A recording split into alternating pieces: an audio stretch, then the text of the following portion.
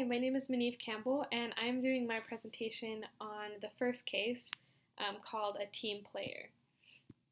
The first part of it wants to talk about the model of moral development. So, when I was reading this, then I felt like the team was showing behavior of the second stage of this model because they were more worried about themselves in the situation. They were behind. They didn't want to get more behind. They didn't want to spend more money looking into the discrepancy that was found.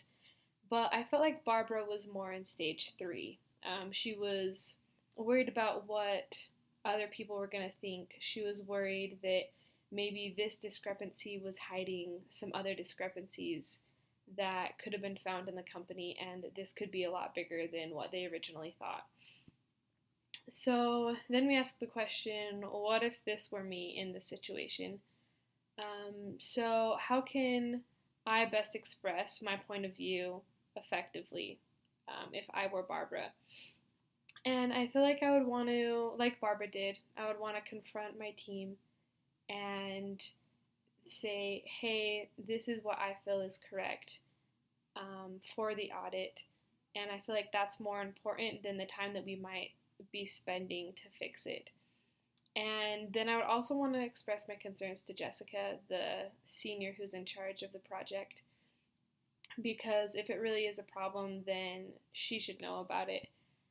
This also kind of answers the question of what would I need to say and to whom and in what sequence. Like I said, I would first want to talk to my team and bounce the ideas off of them and see how they felt about it to get their help in the situation. In this case, they didn't seem very willing to help Barbara. They didn't want to talk about it with Jessica or anything. They just kind of wanted to throw it under the rug. But I would also talk specifically to Diana. She's the one who found this discrepancy, this problem.